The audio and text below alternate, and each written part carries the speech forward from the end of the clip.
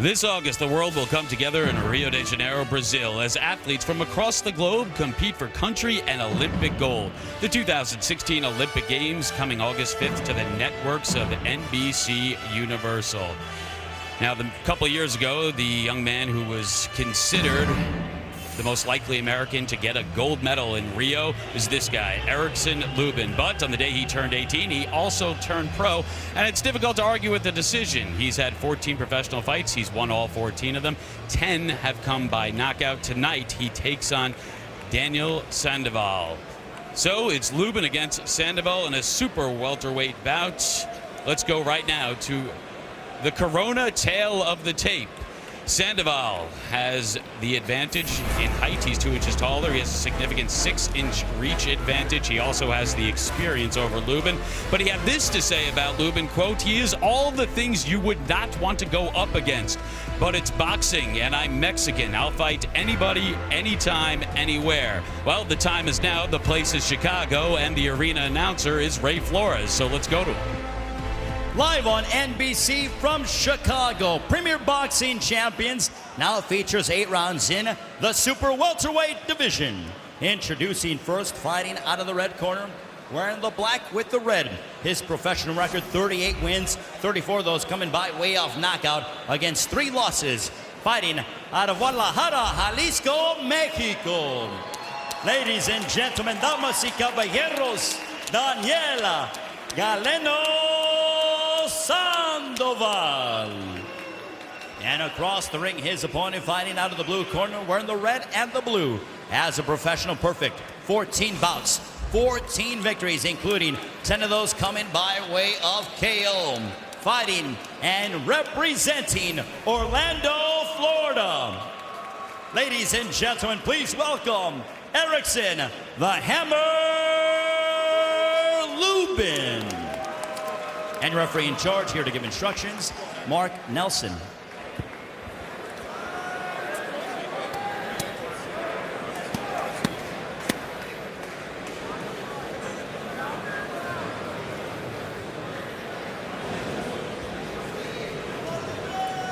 Hey, gentlemen, you received my instructions earlier. You both know what I expect.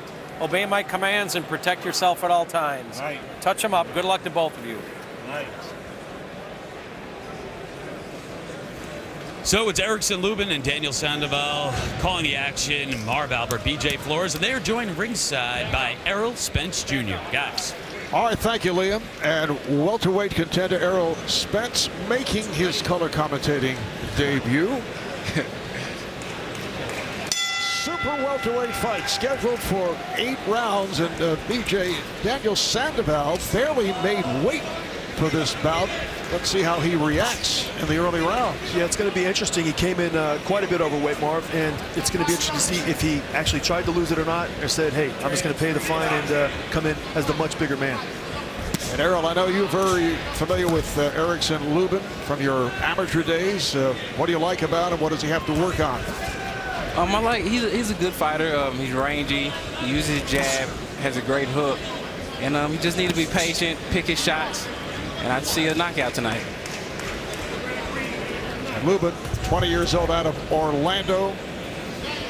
As you can see, a southpaw record of 14-0, and 10 have come by knockout. 6 of his KOs in round 1 as he lands to the body of Sandoval. Beautiful left hand on the body, Mark, getting the attention of Sandoval. And that's what Erickson's got to do. Switch levels, attack up high, attack low, and it's just a matter of time before he catches his taller opponent. Sandoval 38-3, coming at 34 by knockout. His last fight late April, stopping Eduardo Santos in the 3rd round. Complete domination, but against a guy who had only 2 wins in 8 fights. Sometimes in Mexico you can build up records down there because the commission's a little different. But, you know, you see Erickson sinking those nice straight left hands to the body of Sandoval. You know, look for that right hook after that very shortly. I like to see Erickson Lubin use his jab a little bit more. He's leading with the left hand, which is in, he's falling in.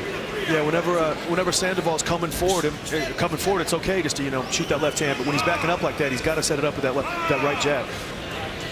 You know, still first round early, just kind of getting his getting it, getting comfortable. But nice right hook in the body. I remember when I first saw Erickson Lubin fight in the 2012 National Golden Gloves in Salt Lake City, Utah. I told everybody I knew this kid was going to be a star. And we're starting to see the beginning process of, the next chapter in the Erickson Lubin career. Haven't seen it yet in this first round, but Lubin, who is a southpaw, will occasionally switch up. He does have power in both hands.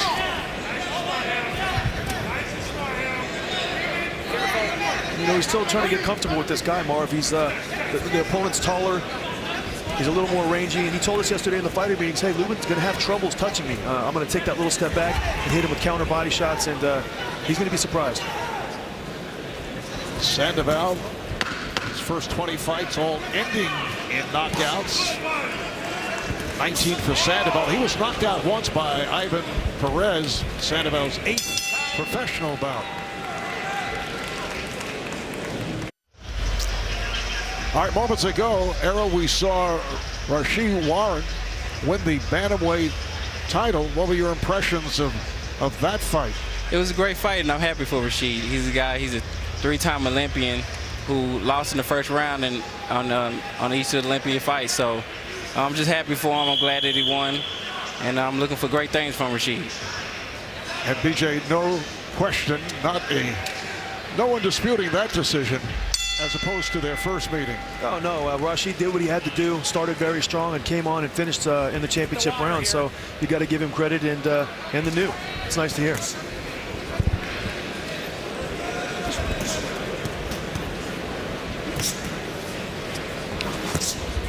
Something Sandoval told us yesterday in the fighter meetings, Marv, all of Lubin's opponents I could beat with one hand. And quite a bit of confidence yesterday. Like we talked about, sometimes you get in there in that first and second round and you realize, hey, this guy might be a little tougher than I thought. Well, Sandoval, a tall super welterweight at 6'1", has 2 inches on Lubin, 6 inches in reach. But he has been fighting out of Guadalajara, Mexico. And we put a little asterisk there. We sure should. Yes. Very easy to build up records down there, but it's still a lot of good ring experience. So, just getting in the ring, that many times, I don't care if it's against bad opponents or not, he still learned and picked up some things, and he's going to be an interesting challenge for Lubin tonight, even though he doesn't look spectacular. Lubin needs to take his time, chop him down, attack him up top, finish to the body, start to the body, finish up top, and it'll be a matter of time. But went to the left hook up top and then back to the body. Lubin starting to pick up the pace. Nice straight left hand by Lubin. You see he's got his opponent squared up on the ropes. Both of his feet are next to each other. He's not maintaining a good boxing position. Lubin took advantage of a nice straight left hand. Breaking him down early with the body shot. Don't punch. Watch your rabbit. And on the inside, when you have a taller opponent like that who's squared up, the uppercut is a key punch, and Lubin's got an excellent left uppercut. Nice straight left hand. And he has Sandoval trapped on the ropes and is pounding away. Referee Mike Nelson separates the two. And you see when he's in that southpaw stance, sometimes, generally the rule is when you're fighting a southpaw, keep your foot outside of their lead foot. So Lubin doesn't seem to worry too much about that because he's effective with his left hand and his right hook. So he's almost trying to get a little further to his own right to land that right hook to the body and the head. That's his hardest punch. Errol, you're a natural left-hander. You're southpaw. Lubin, as we've been talking about, a southpaw. Is that an advantage against a fighter like Sandoval? It's definitely an advantage, especially if you haven't fought or sparred a lot of southpaws. And a lot of guys are not used to seeing a straight left coming towards them from that angle. So Lubin's doing what he's supposed to do. He's coming forward. He's not being impatient, using his jab, throwing a straight left to the body and working the body early so he can break him down in later rounds and maybe stop him.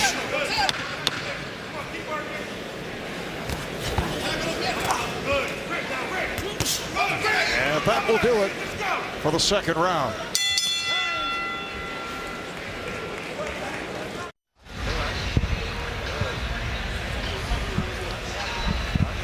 A barrage of punches from Lubin in that last round. We saw him do some really good work. He loves that right hook to the body, and there we see it, Marv, digging it in right behind the elbow and the flanks of Sandoval, and then coming back to the other side with that left hook to the body also. working both sides up and down, and you see the momentum start to shift a little bit in that second round. And they call Erickson Lubin the hammer. He calls his right hand the jackhammer. His left is the sledgehammer. It's definitely hammering. And I think no one could agree with that name more than Sandoval right now. Lubin, a major prospect, 20-year-old out of Orlando, 14-0, 10 by knockout. He has been inactive, the longest inactive period as a professional. His last fight was January 31st, 10-round unanimous decision over Jose de Jesus Macias of Mexico. And that was a shutout, a convincer. And sometimes when you're stepping up through the ranks, when you're fighting 10-round fights, you know, there's injuries, there's nicks, there's things like that you have after camp, so you got to take the proper amount of time to heal. So I believe that was Erickson Lubin's first 10-round fight, and pass with flying colors, but give the hands a rest and give the body a rest. He went beyond 8 actually for the first time in his career. This is an 8-rounder.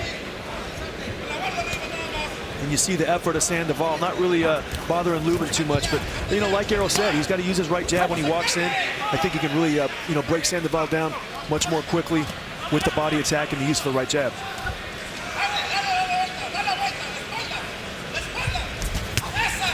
Errol is a southpaw, and you know, fighting a taller opponent like Sandoval, what do you think are some of the, what would you try to do if you were Lubin right now? He's a southpaw, so I look for him to throw the jab to the body, throw it up top, and then counter with the straight left. Sandoval's not giving him too much because he's moving, and he's really just trying to keep Lubin off of him. So I want Lubin to use the jab, come forward, hook to the body, hook to the head. They can defend both sides up and down. Definitely. See the stats. Give him different looks.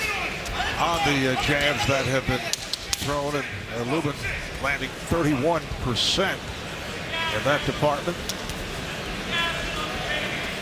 Yeah. Talking with Lubin yesterday, and he and his team feel that Sandoval has issues, let's say, defensively, that he can get sloppy. This time Sandoval holding on, not allowing Lubin to punch. Nice right hook by Lubin a second ago that hurt Sandoval. Nice left hand behind the guard. Sandoval's hurt. Beautiful body shot. Yeah, he took some shots to the body, and he looks like he's going down. It's all over. The referee, Mike Nelson, stops the fight. Come with me. Great performance. It ends in round 3. Erickson Lubin displaying that hammer punch to make it 15-0, 11 by knockout. And we see the problem when you're fighting Erickson Lubin. If you're just going to try to stand there and put your hands up, it's not going to work. He's going to split the guard with the left hand. He's going to dig both sides of your bodies. And here's how it went down. And we'll see the combinations of Erickson Lubin. Here's where it all started. You see Erickson Lubin coming forward. He lands a nice right hook. He caught Sandoval just kind of reaching forward, hit him with that nice clean shot. And he did what any good fighter does when he got his man hurt. He went on the full offensive attack and went for the KO. He did it by setting up the shots, hooks, uppercuts, both sides of the body. And you know, Sandoval just didn't know where to turn to help. Didn't know where to turn for help, Marv. I don't know if that was the well, was it the sledgehammer or the jackhammer? It was a combination of sledge and jack is what it was. We'll be back with the official time of the stoppage in a moment.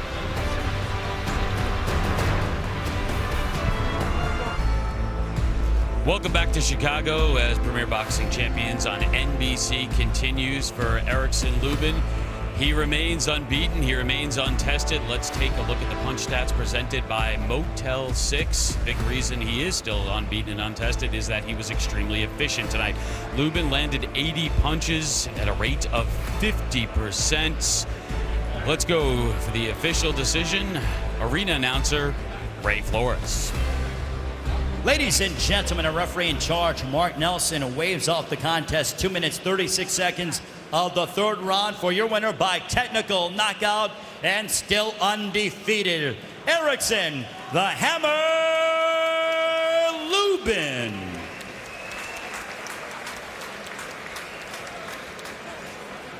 Well, guys, it was Sandoval who told us that he could have beaten Lubin's previous opponents with one hand. Well, you get the feeling that he could have had 3 hands here tonight, and he really wouldn't have given Lubin any trouble whatsoever. Let's go back inside the ring.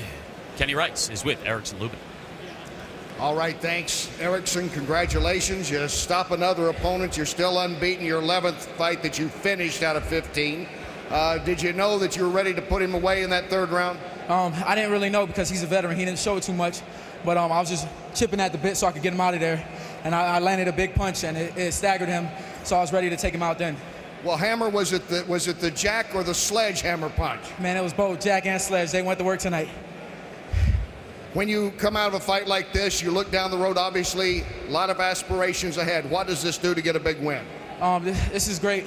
I just want to keep fighting better opposition until I'm at a world title. I'm ready. I want to show the world that I'm one of the best 154s out there, junior middleweights, and I want to win me a world title. We talked earlier this week. You have dedicated this to your hometown of Orlando. There's been so much tragedy and heartbreak there. What does it mean now, a moment we hope the people of Orlando can celebrate with you tonight and your dedication to them? I definitely told Orlando I was going to come out with the win. I told them I was going to come out with the knockout, and I definitely did. This is to Orlando. All my prayers go out to everybody that died in the Orlando shooting, and I want to say rest in peace to them. Rest in peace to Muhammad Ali as well, Kimbo Slice.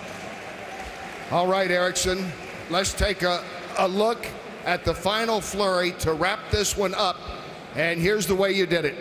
I hit him with a hook. I came with my straight left. Came with another hook. I came with another straight left. I came with a hook again that really hurt him bad. And I just knew he was getting out. I had to keep punching until, he was down or the ref stopped it. Very impressive. Congratulations on another big victory. Thank you, thank you. Jackhammer and sledgehammer at work for the Hammer tonight, Liam. Well, they were working, and he is still undefeated, 15-0. 10 of his 11 knockouts have come in 3 rounds or less. Up ahead, we are getting set for our main event. It's local favorite Andrew Fonfara. His 16th fight here tonight at UIC Pavilion. He has never lost here. He will take on Joe Smith Jr., 21-1 with 17 KOs.